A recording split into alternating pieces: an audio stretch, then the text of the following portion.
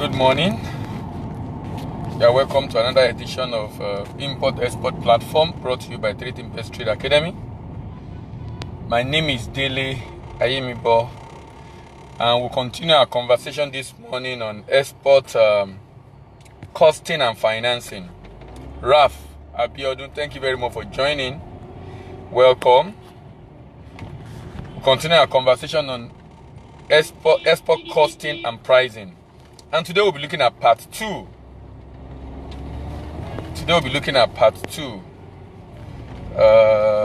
What's happening to my network?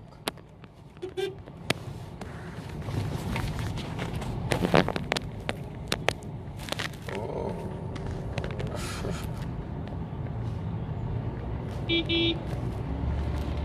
Okay, sorry. I had issue with my network there. Export costing and pricing, and we'll be looking at part 2 this morning. Yesterday we started with part 1, and we talked about how vital it is to correctly price your product, and that if product is not well priced, then you might have an issue. If product is not well priced, you might have an issue with your sales, because at the end of the day, if you price yourself out of the market, then you are not going to be competitive. And I emphasize the fact that we should realize that even though we are trying to export, we are going into a market where other people are already shipping to, but more importantly, these people are producing in a more efficient manner than we are.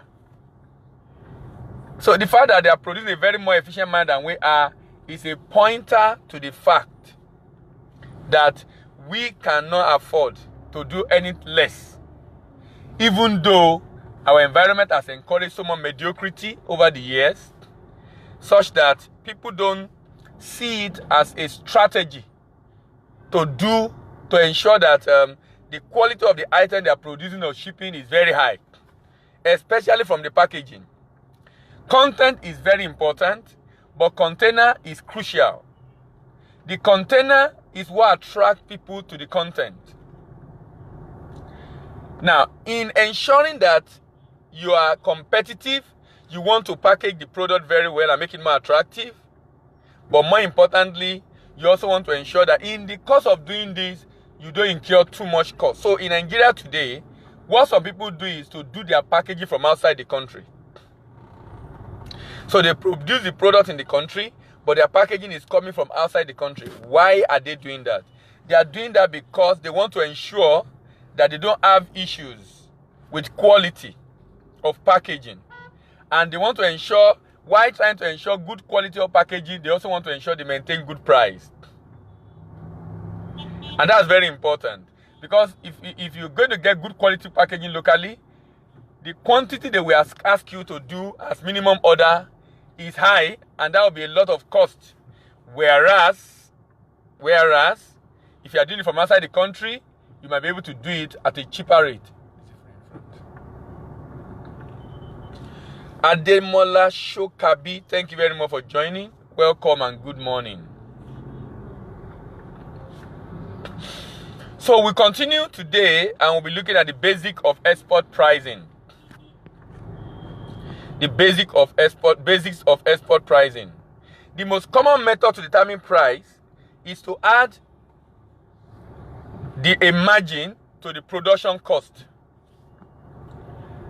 Even though this is not entirely all-encompassing in terms of your pricing, but people tend to add a margin to the production cost, and from this comes the break-even theory. That at the end of the day, they are able to break even because the production cost has been covered, and then anything they have over and above the production cost become the profit. Lekon Oteshile, thank you very much for joining. Tajuddin Adeleke, thank you very much for joining. Good morning and welcome. Sorry, we are starting late today. We're supposed to start since 8 a.m. But we'll be having a lot of issues. I'm actually on the road and in traffic, but I want to ensure that we are still able to meet up with our promise to ensure that every day we come up live in the morning and in the evening discussing importing and exporting issues in Nigeria. Break-even means that the income cover the variable and fixed cost. This is not exact method to set price, but at least it does enable one to determine the amount the product is to be sold without incurring losses. It helps to determine the amount the product is to be sold without incurring losses. It's not the best way to determine price, but it helps to at least determine the amount the product should be sold without necessarily incurring losses. There are a number of factors that should be considered in determining product prices, and this include: number one, internal factors. Then we have external factors. When you are trying to export, please check internal factors. Internal in terms of that industry, the sector where you operate, that sector in that country, internal. The external is that country, but factors outside that sector within that country, but also affecting your pricing. Remember, our focus in this conversation is finished product. We are not focusing on commodity. We are looking at finished product. Finished product, finished product, finished product. So in our discussion, our focus is then targeted towards products that are retailed. We have wholesaler, and then of course you have consumers, apart from the retailers also. Badejo Ayeyemi, thank you very much for joining. Shiedu Shiejina, thank you very much for joining. Good morning. So what are the internal factors that need to be considered? The first question is, how many number of consumers do you have in that location? How about the competitors? How many of them? Then what is the nature of the market? Who are those buying? How do they buy? So who are you targeting? This is just talking about, because your ability to be able to price and price well depend on a number of factors. And one of them is the people you are targeting. The people you are targeting. How much they are also willing to pay.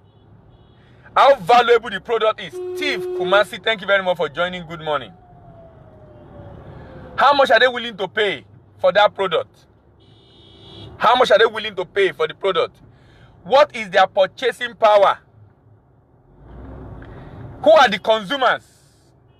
So let me go back to the pap.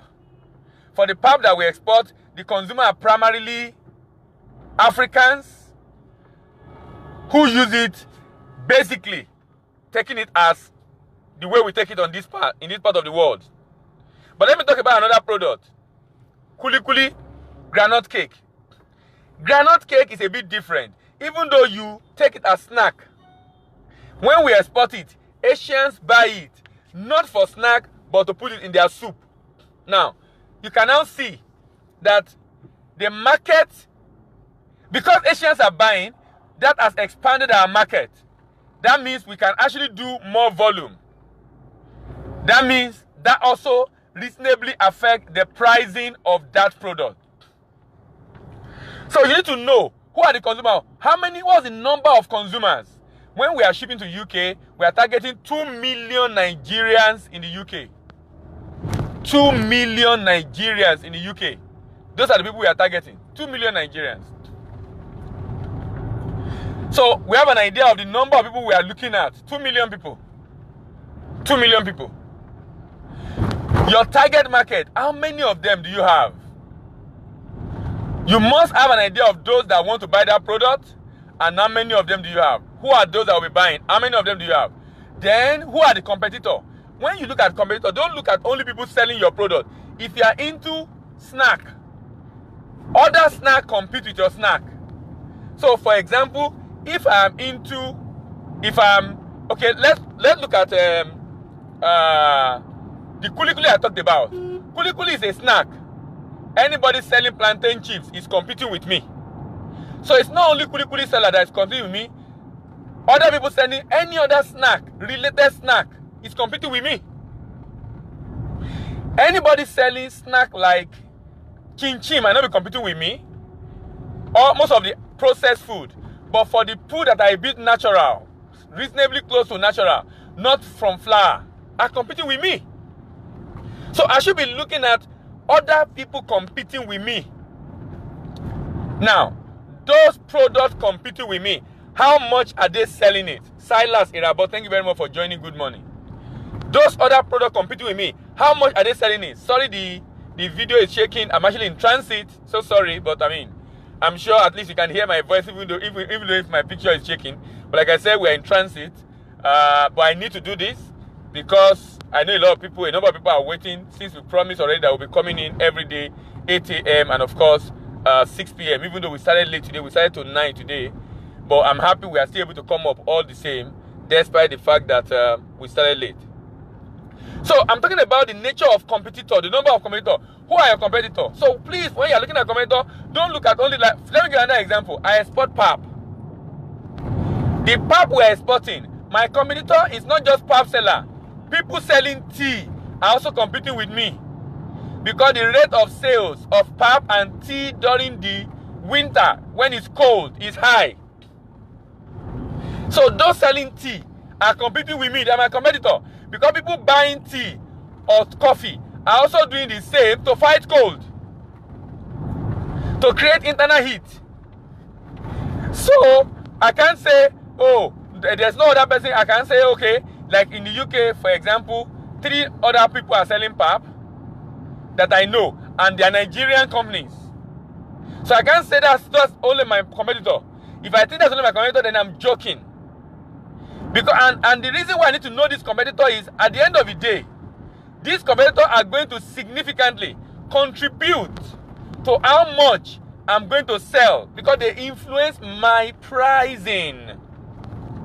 They influence my pricing. They are a major influence on my pricing. Why? The people that want to buy pap might buy tea. They might buy coffee. I had better ensure my pricing is good enough.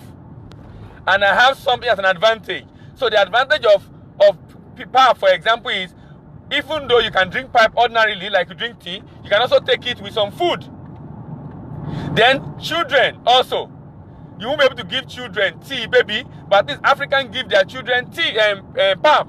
So those are the advantages I have. But I need to put in perspective that my competitors are not necessarily those selling only my product. Any other person selling product that the market can consider instead of mine is my competitor, not necessarily exact product. Greg, Chris, thank you very much for joining. Good morning and welcome. So we are discussing export costing and pricing. And we are currently discussing the basic of export pricing. And what I've discussed so far is the fact that you must have an idea of the number of consumers, potential consumers in that country. And there are enough tools to help you achieve this. Enough tools to help you achieve this. So you can go online to be able to get some of these materials. To be able to know what's the population of the country, what segment of the market, what kind of ethnic or race am I targeting? What kind of set of people am I targeting?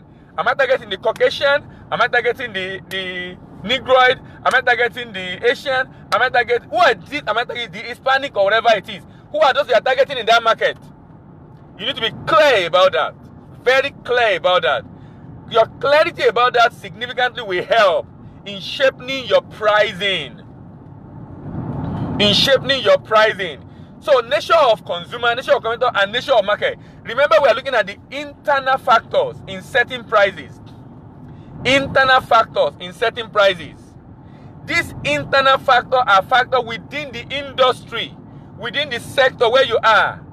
But also we have the external factor, the nature of the market. The nature of the market. How does the market operate? How does the market operate? Does it flow from the distributor, wholesaler, retailer, and then consumer? Who are those that sell? Do you have the mom and pop shop on the roadside? Or they're all majorly in supermarket? What are the factors influencing your pricing? You have to go in front of me. What are the factors influencing your pricing? This is very, very, very important. Very, very important. Enoch Ejukolem, thank you very much for joining. Good morning. The nature of the market. The nature of the market. Can I actually enter in front? The nature of the market. Very, very important. You can do that. Very, very important. Very, very crucial and critical. Then the external factor. Economic situation in the country. Economic situation in the country. The economic situation determines the income level of the people. Are they in recession? Is the economy growing? Is the income of the people growing? Economic situation of the people. I used this example yesterday. The fact that we are currently selling some product in the UK, in the EU, that we cannot afford to sell in West Africa. And I was now talking about the fact that the only way we'll be able to sell those products in West Africa, the only way we'll be able to sell those products in West Africa is if we are shipping by sea. If we are shipping by road and by air, the way we currently do for Europe, we will not be able to sell those products. But the product is being sold in Europe. Why? They have a higher purchasing power. They are high income countries.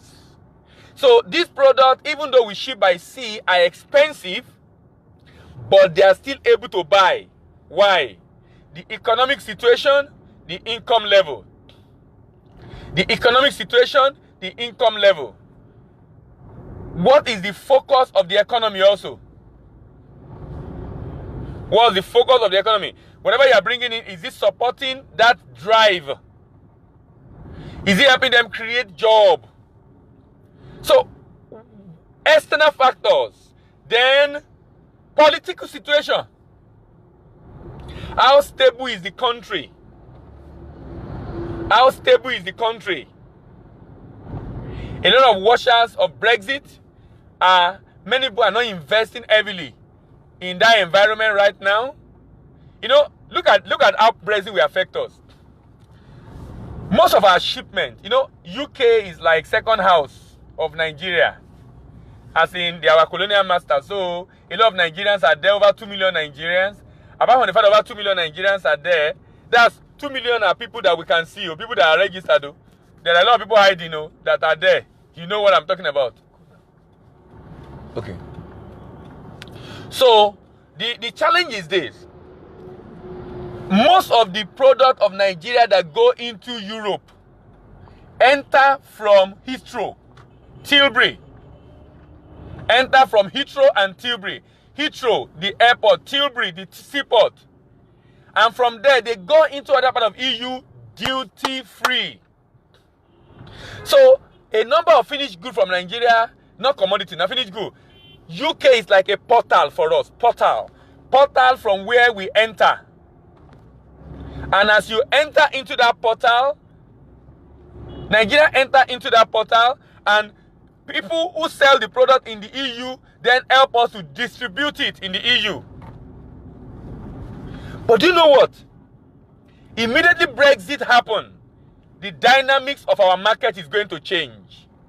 The dynamics of our market is going to change.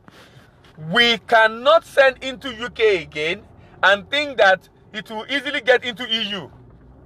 Because if what I'm seeing is anything to go about, and Britain leave EU without a deal, since the second deal of Theresa May has been rejected by the parliament again, and there is now a hard border between UK and the EU. That means if I ship into UK and someone in UK wants to ship into EU, he will pay duty. He will pay duty. You know what that has done? It's going to affect our pricing. So our shipment to the EU it's not going to be profitable again or very competitive again if we are still using the model we use right now, that we are using UK as a portal into the EU. We are currently using UK as a portal into the EU. That will not work again. Mr. Shegun Olufola, thank you very much for joining. Good morning. That will not work again. So we must begin to have a new set of assumptions, to begin to have a new set of articulation to fix that problem and ensuring that we are becoming competitive again. What that basically means is that we need to find another country in EU that we are going to be shipping into that will serve as a portal for Nigerian product. I don't know if I'm making sense to you, but I'm trying to tell you how politics affect pricing. Agreements, trade agreements, political arrangements, political decisions, how they affect pricing of your product. Brexit is giving us a fantastic example of how Nigerian product is going to be more expensive in the EU because there will be a hard border between UK and EU, and UK that have been a major portal for Nigerian product, through which Nigerian product find its way into the EU, are now going to be paying duty for them to ship out of UK into EU. And the implication of that is that our product will no more be competitive. So we must now find another country, maybe Germany, maybe Netherlands. We have to find another country that is that also we have a lot of Nigerians who are doing into those kind of businesses that we can ship to, and from there they can ship out.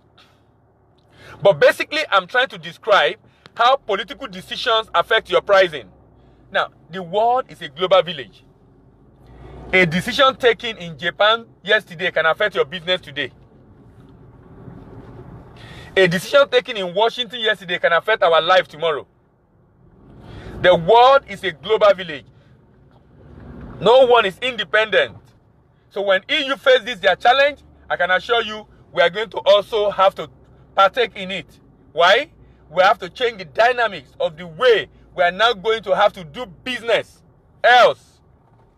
Else,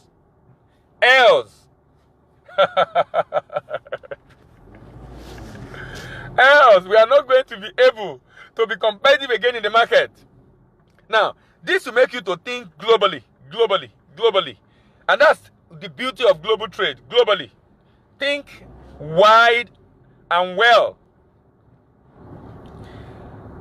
Be able to ensure your pricing are good enough.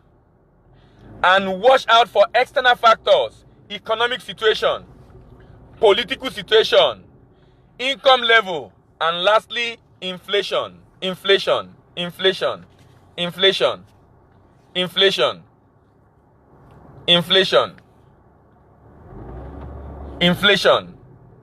is a major challenge because of the influence of inflation on exchange rate. The influence of inflation on exchange rate is a major challenge, an external factor that can also affect your pricing because the people are going to buy in other currency. You are going to send to them in other currency, rather, euro, pounds, dollars. So this morning we are basically discussing basic of export pricing, the factor that have tendency to affect our pricing. The fact that pricing is not just about determining my cost and set a price. Pricing is affected by a lot of other internal and external factors that should be put into consideration before you finally take that decision. So that at the end of the day, you do not price yourself out of the market. So that at the end of the day, you are competitive in that environment. Uchechukwu Azi, thank you very much for joining. Good morning and welcome. So we are coming to the end of our discussion today, this morning rather, on export pricing and costing. Like I said when we introduced this yesterday, today is export pricing and costing part 2. We have finished export financing from part 1 to part 20. You can pick that up on my timeline on Facebook. You can check 3D Trade Academy page on Facebook. You can also check my YouTube channel to be able to take care of that. We are starting this. I'm hoping we'll be able to get to about part 10 for export pricing and costing. And pricing and costing is extremely important because sometimes people don't know how to price their product. They just assume because this is the cost I incur, this is the price I must sell. They also don't work towards how to reduce their pricing. I was talking about someone yesterday who is selling who wants us to export a particular product. That product is plantain chips. And he wants to export it. It's a fantastic plantain chip. It's a lovely plantain chip. As a matter of fact, I'm dying to sell it. I'm dying to export it. I desperately want to export it. Why? It's a lovely package. However, the pricing is not right. However, we have to begin to redefine how to sell it. Why? Because the pricing is not right, I've advised them they should reduce the quantity inside and see if they can find a different place to print the packaging so that they will be able to reduce their price. Because that product is being sold locally at about 250 naira, a plantain chips. But 250 naira is about 0.5 pounds. 50p, 0.5 pounds. At 0.5 pounds, if I export it, they are going to sell it in the market at 1 pound. Anytime you are exporting, always multiply the export price by 2. Because the people are going to pay for clearing, pay for VAT, and then make profit. So if you and this export price is CFR price. I'll be talking about that CFR price very soon. Maybe in part 4, part 5, when we go into the nitty-gritty of costing. Now, and I told him that, look, it's not going to work. You know why it's not going to work? It's not going to work because the other people selling plantain chips in the market are selling it at 60p. This other plantain chip is going to cost 100p. That's 1 pound. 1 pound. But 0.6 pounds is the current retail price of that product. That means that person cannot export it more than 0.3 pounds, 30p. You can't export it more than 30p. Why? If he exports more than 30p, there is a competition already. People are already selling. Plantain chip is a fantastic product. A lot of people are selling it in the UK, in the EU, but they are only able to sell it because it is profitable.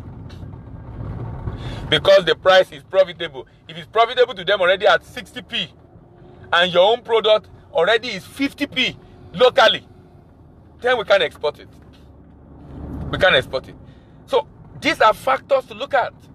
These are issues of concern to look at to be able to ensure that the product eventually is profitable. So today we have looked at the basic of export financing. Basic of export pricing rather. We have looked at internal factors and external factors. In the evening, we will begin to discuss export project costing. That will be around 6 p.m. today. Export project costing.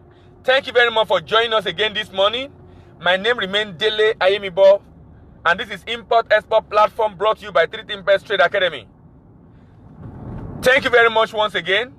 Have a great day at work, and bye for now.